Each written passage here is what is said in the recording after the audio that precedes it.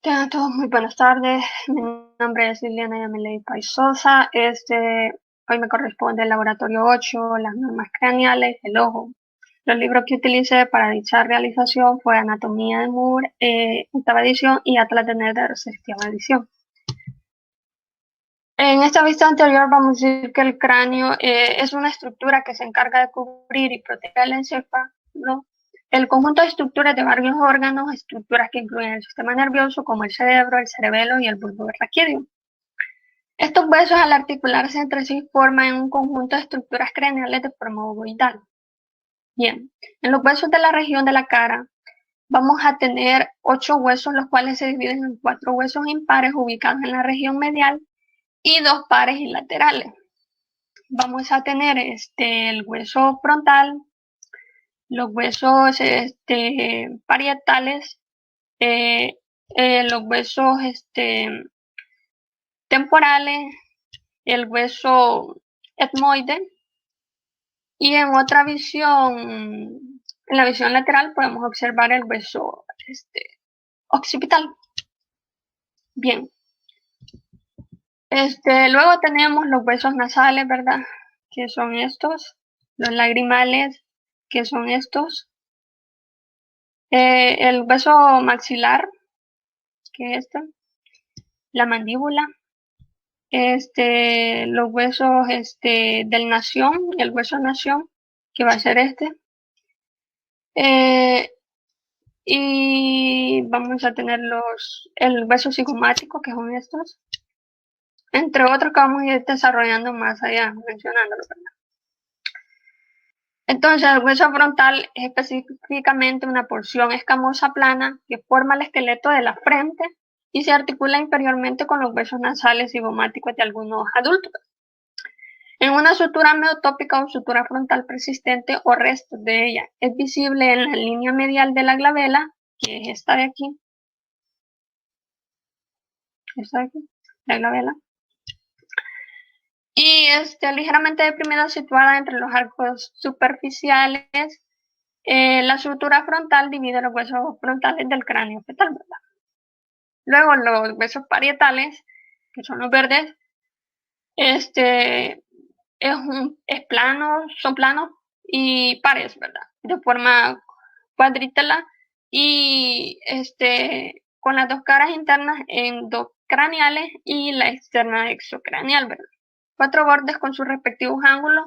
El término parietal significa que es como pared, ¿verdad? Luego tenemos el hueso occipital. El hueso occipital dice que las 4 partes del hueso occipital están compuestas en torno al foramen magno. El rasgo más destacado de la base del cráneo es principalmente la estructura que atraviesa este gran orificio. Son la médula espinal, vamos a buscar el orificio. La médula espinal, donde continúa con la médula oblonga del encéfalo, las meninges, el encéfalo, la médula espinal, las arterias vertebrales, las arterias espinales anterior y posterior, y los nervios de accesorio. En las porciones laterales del hueso occipital se hallan 2 grandes protuberancias que, que son los cóndilos occipitales, mediante los cuales el cráneo se articula con la columna vertebral.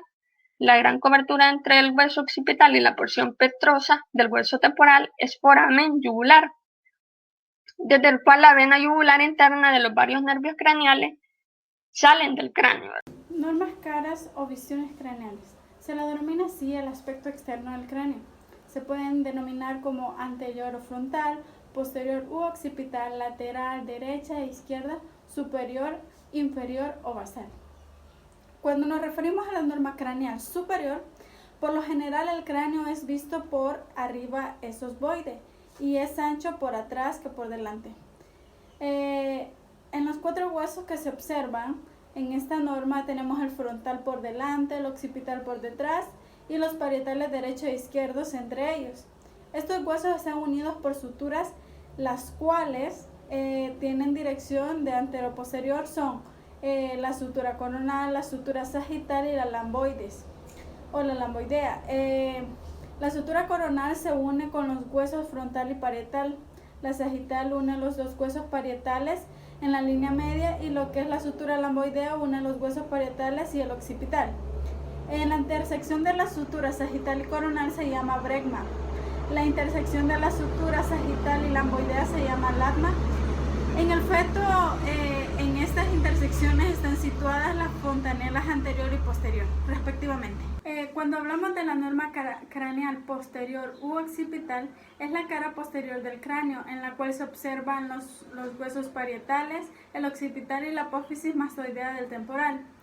Tenemos lo que es la sutura sagital y lamboidea y el punto llamado latma. Lateralmente, el extremo inferior de la sutura lamboidea se une con las suturas parietomastoidea y occipitomastoidea en un punto llamado asterión. Como podemos observar que los huesos que se unen en el asterión son el temporal, el parietal y occipital. En la vida fetal, en este punto se encuentra la fontanela mastoidea. Cerca de la sutura occipitomastoidea tenemos lo que es el agujero mastoideo que da paso a la vena emisaria. También tenemos lo que es la protuberancia occipital externa, que es una eminencia media situada más o menos a la mitad de la distancia entre el latma y el agujero occipital. Es palpable en el sujeto vivo. Está localizada por debajo de la zona más convexa de la parte posterior de la cabeza. Su centro se denomina inión. Como podemos ver, a cada lado de la protuberancia occipital externa se extienden las líneas nucales superior e inferior. También tenemos lo que es la norma craneal lateral. En esta cara observamos los huesos frontal, parietal, occipital y temporal y a la mayor del esfenoides. Además del hueso de la cara, lo que es malar, el cigomático o pómulo, como lo queramos llamar, maxilar, el lagrimal, nasal y la mandíbula. La zona en la cual convergen el hueso frontal, parietal y esfenoides y también el temporal recibe el nombre de pterión. Tiene importancia anatómica porque se usa en clínica como referencia para ubicar la rama anterior de la arteria meningia, lo que es la media. Cursa también la profunda en esta región. Es también referencia muy útil para localizar la cara inferior del lóbulo frontal. Gracias.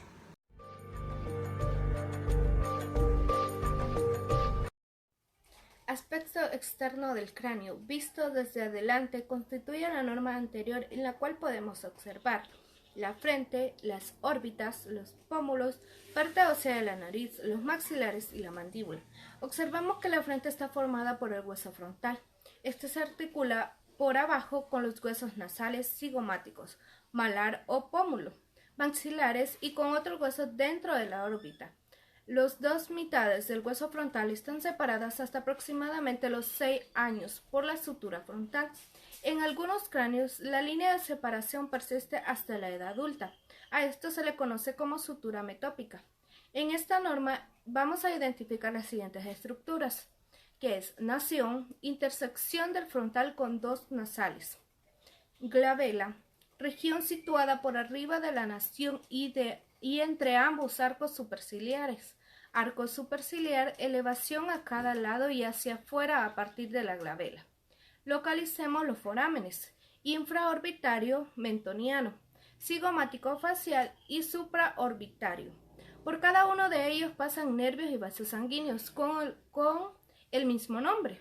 Medial a la escotadura supratroclear pasan nervios y los vasos sanguíneos frontales internos o supratrocleares.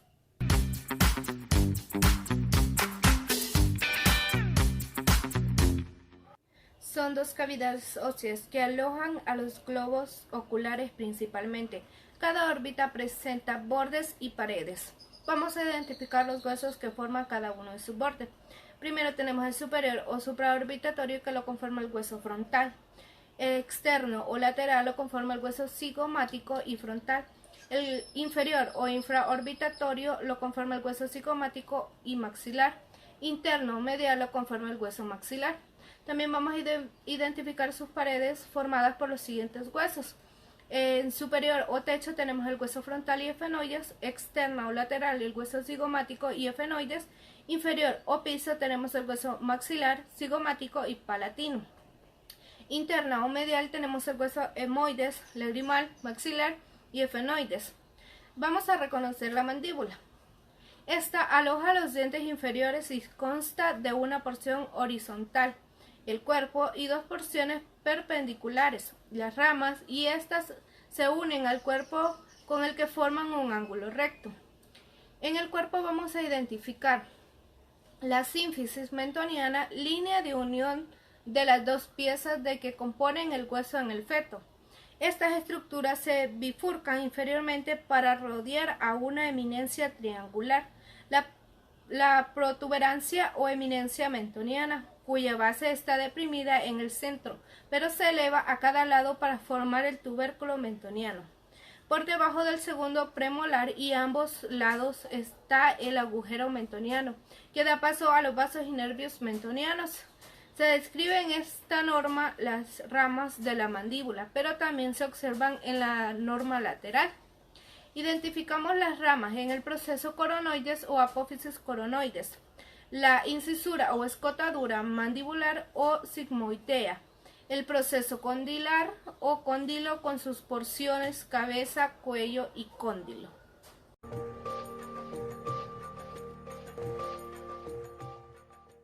Reconozcamos en la cara inferior de la base del cráneo los siguientes huesos: occipital, efenoides, Böhmer, los palatinos, los temporales, los maxilares. El hueso occipital consta de 4 porciones. La primera es escamosa, hacia atrás, laterales o condileas, que son 2 ubicadas una a cada lado del agujero occipital o foramen magno. La siguiente es basilar, que es hacia adelante.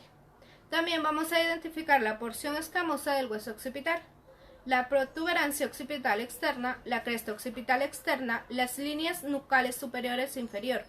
También vamos a identificar en la porción laterales los cóndilos occipitales. Posterior a cada cóndilo se encuentra la fosa condilea, que con frecuencia se ven perforadas por un orificio o agujero. Condileo posterior. También observe el conducto del hipogloso o agujero condileo anterior. En la porción basilar del hueso occipital localizamos el tubérculo faringeo y a cada lado de la porción basilar el agujero rasgado anterior o lacerado, limitado por 3 huesos, que es el efenoides, el occipital y el temporal. El foramen yugular o rasgado posterior está delimitado por los huesos occipital y el temporal.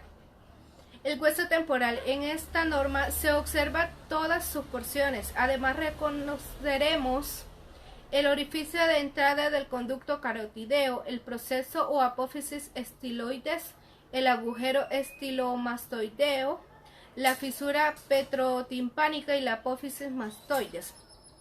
En el hueso efenoides vamos a identificar el cuerpo, la sala mayor es donde se observa los forámenes oval espinoso, los apófisis espinales efenoidales, los procesos apófisis tericoideos conformados por las láminas tericoideas lateral o externa y tericoideas medial o interna, separadas por la fosa tericoidea. Recuerde que la parte superior de la lámina tericoidea interna se divide para formar una depresión llamada fosa escafoidea. Vamos a reconocer coanas o aberturas nasales posteriores. Son 2 grandes aberturas situadas dorsales y craneales al borde posterior del paladar óseo.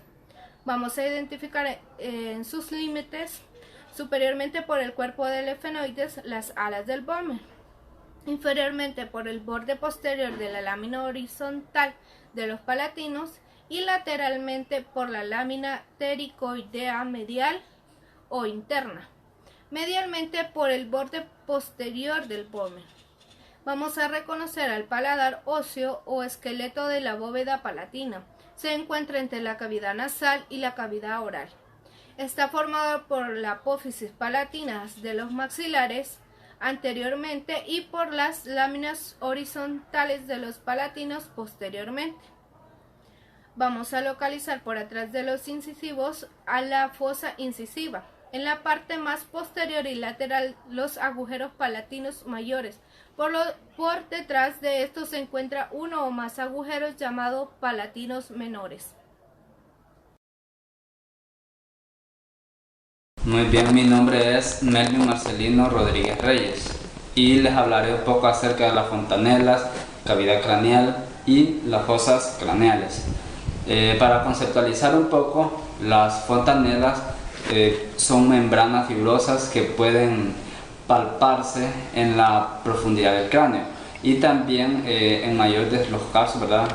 O mejor dicho, estas son suaves y también son como ángulos que se dan entre los huesos del cráneo.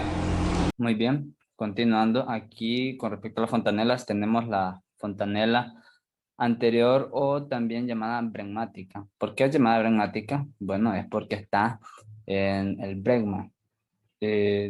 Podemos ver de que este punto aquí, perdón, este punto aquí une o forma también parte de los huesos frontales y de los huesos parietales. Entonces, también una característica de esta fontanela puede ser que tiene forma de rombo, forma romboidea, mejor dicho. Y también esta puede medir, ¿verdad? Esto más que todo es en los bebés. Puede medir entre 4 a 5 centímetros. Y también esta fontanela es muy importante porque se cierra, no tiene una, por decirlo así, algún determinado tiempo exacto en el cual cerrar, pero puede durar aproximadamente entre 1 a 2 años. Y también tenemos que, es muy importante porque nos permite hacer lo que es las neuroecografías, lo cual permite el estudio del sistema nervioso central en pacientes pediátricos. Además, el cierre prematuro o el mantenimiento de esta fontanela. Y para seguir avanzando aquí, tenemos a la fontanela posterior, o también llamada menor o labdoidea. Y de igual manera, su nombre es, según en el área que está situado, dice que se encuentra, ¿verdad? En un punto llamado lambda. Este punto corresponde, ¿verdad?, a los dos huesos parietal y al occipital. Y dentro de, bueno, podemos decir de que puede ser identificado a través de las suturas. Estas son las suturas. Las suturas, ¿verdad? Podemos ver por la sutura sagital, por la sutura lambdoidea. Y una característica importante de esta fontanela es que tiene forma de triángulo. Si podemos observar, esta es su diferencia. Forma romboidea y forma triangular. Y la base del triángulo, podemos ver de qué es esta. Entonces, esto nos da la pauta para poder decir de que su base se encuentra en la parte posterior. Entonces, y esta fontanela generalmente se cierra entre los 2 a 3 meses. ¿Qué quiere decir esto? Que dura menos que la fontanela anterior, ¿verdad? Y, ¿verdad? Como les había mencionado, la fontanela anterior es la más grande. Pero un dato, ¿verdad? Muy interesante es de que esta fontanela tiene la diferencia con respecto a la anterior, de que nos permite hacer ultrasonografías. De esta manera permite analizar lo que es la parte posterior del sistema nervioso del paciente pediátrico. También tenemos la fontanela anterolateral. De la fontanela anterolateral, y esta es la fontanela posterolateral. Muy bien, pero nos vamos a centrar aquí en la anterolateral. En esta también es llamada anterior, esfenoidal o ptérica. Está ubicada en el pterion. el cual es un punto de convergencia entre el hueso frontal, parietal, temporal y una parte del hueso mayor del esfenoide. Y esta se cierra aproximadamente a los 3 meses de vida. Y con respecto a la posterolateral, esta es llamada también posterior mastoidea o astérica. Esta está ubicada en un punto llamado asterión. También podemos ver de que representa la convergencia entre el hueso parietal, occipital y la porción mastoidea del temporal. Y esta pues se cierra aproximadamente al año de vida. Pero también un dato muy interesante es de que según a medida, ¿verdad? El ser humano va creciendo. Podemos observar aquí que ya está tapado, ¿verdad? Se hacen suturas, ¿verdad? Aquí está, podemos ver la parte anterior, ¿verdad? Y así sucesivamente. Pero concentrémonos ahora en la cavidad craneal. Este contiene al encéfalo, las meninges, porciones de los nervios craneales o pares craneales y arterias, senos nerviosos, etc. Con respecto a las paredes, ¿verdad? Las paredes son estas que vemos aquí. Paredes de la cavidad craneal.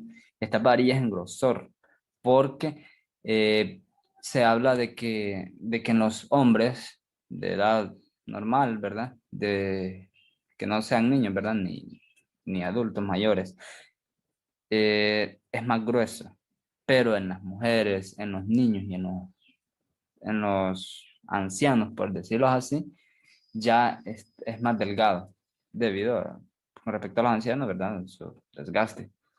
Pero también la cavidad craneal se reparte en 3 fosas, las cuales son la fosa anterior, la fosa, eh, la fosa craneal media y la fosa craneal posterior, ¿verdad? Aquí en esta, ¿verdad? Concentrémonos en la fosa craneal anterior. La fosa craneal anterior está formada por 3 huesos. Tenemos al frontal, al hueso etmoides y tenemos al esfenoides, que es el amarillo. Con respecto a los huesos frontal, podemos encontrar surco para el seno sagital, que es este aquí. Cresta frontal, más abajo, surco para vasos meningios anteriores. Estamos por aquí. Tenemos también agujero ciego, esta parte. También tenemos la cara superior de la porción orbitaria, es esta parte.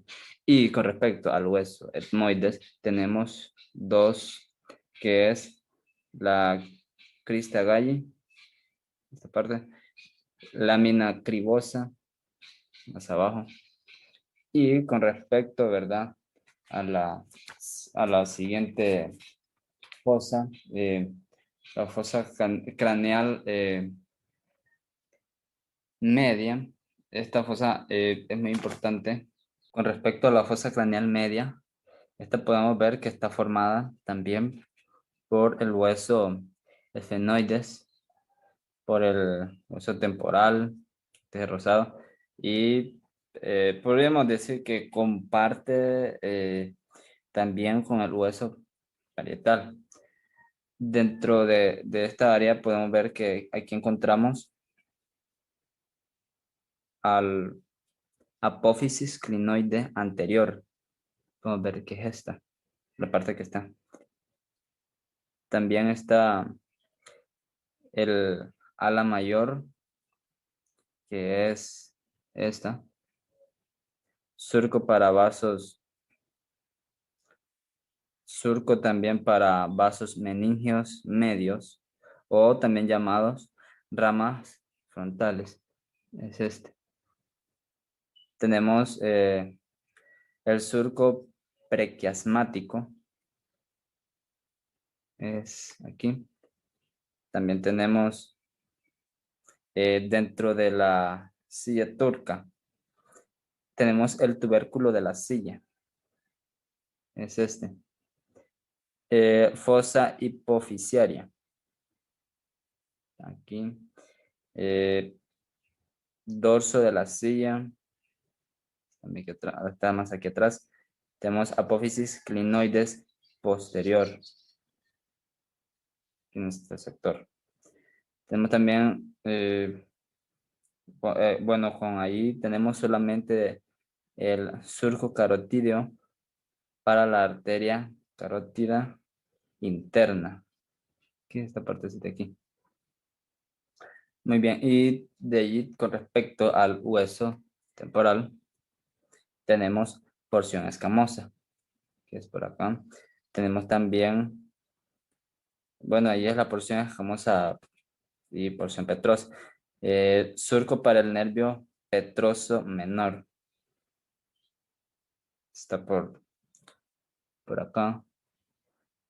También tenemos al surco del nervio petroso mayor.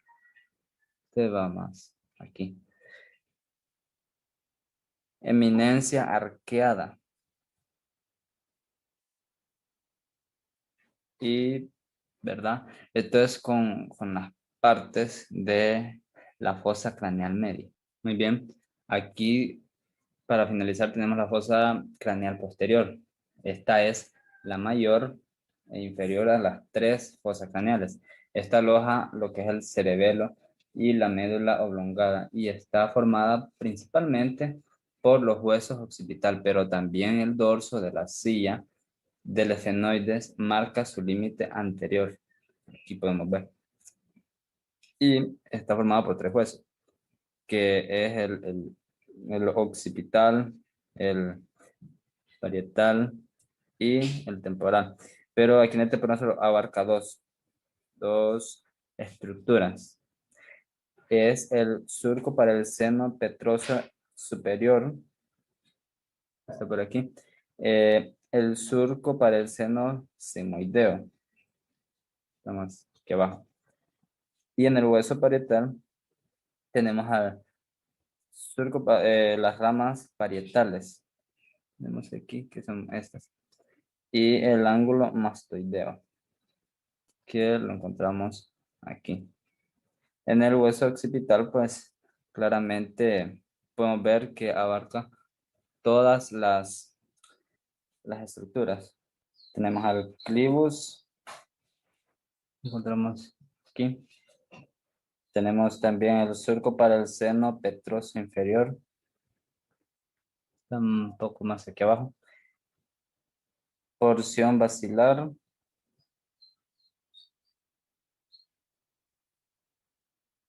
Surco para vasos meníngeos posteriores. Podemos ver qué es esta área. Y aquí más abajo. Tenemos lo que es el cóndilo. Aquí por el agujero magno. Surco para el seno transverso. Es aquí abajo. Y así vamos a ir poco a poco. Tenemos el surco para el seno occipital. Hoy los trabajamos aquí. Tenemos también la cresta occipital interna. Más abajo. Protuberancia occipital interna. Aquí. Y el surco para el seno sagital superior, que ya es lo último. Muy bien, a continuación quedará mi compañero.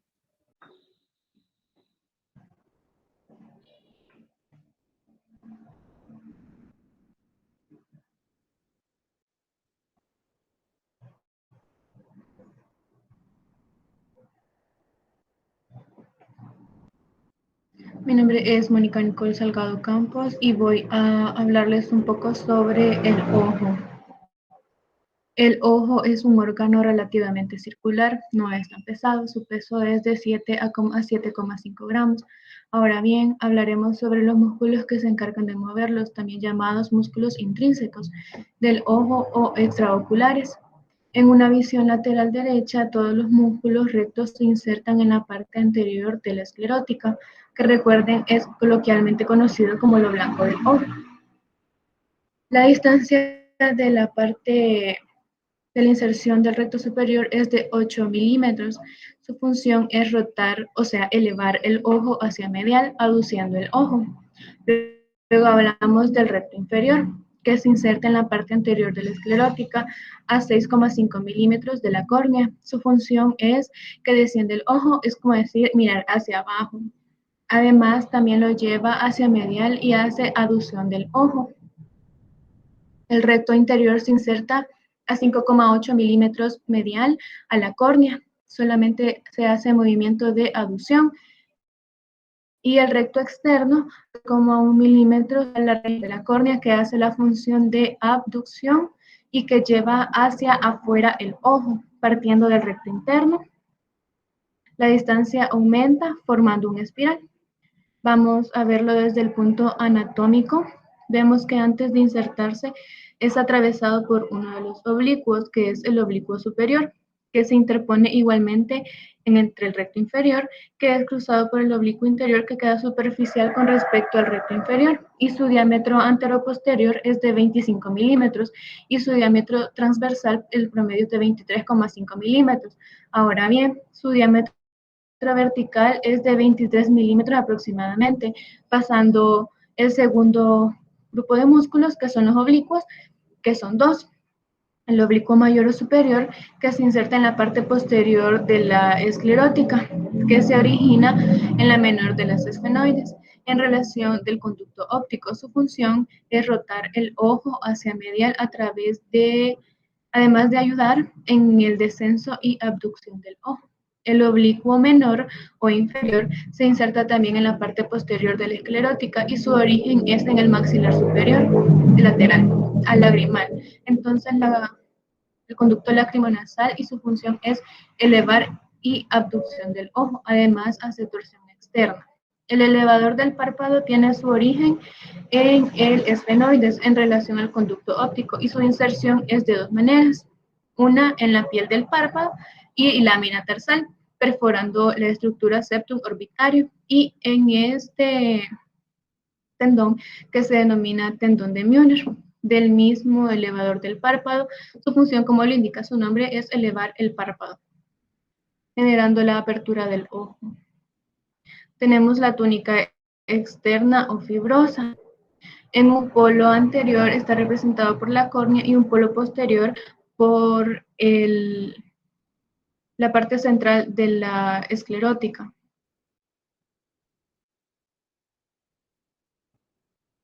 La córnea es un tejido vascular que va a estar en contacto con la atmósfera y el párpado cuando el ojo esté cerrado transversalmente. Mide 12 milímetros y verticalmente 11 milímetros. Ahora, en este corte transversal se observa en grosor es mucho menor el valor, que es de 0,5 milímetros, mientras que en periféricamente 1 milímetro. Cerca de donde se une la córnea con la esclerótida existe una unión entre la córnea y la esclerótica y se denomina limbo esclerocorneal.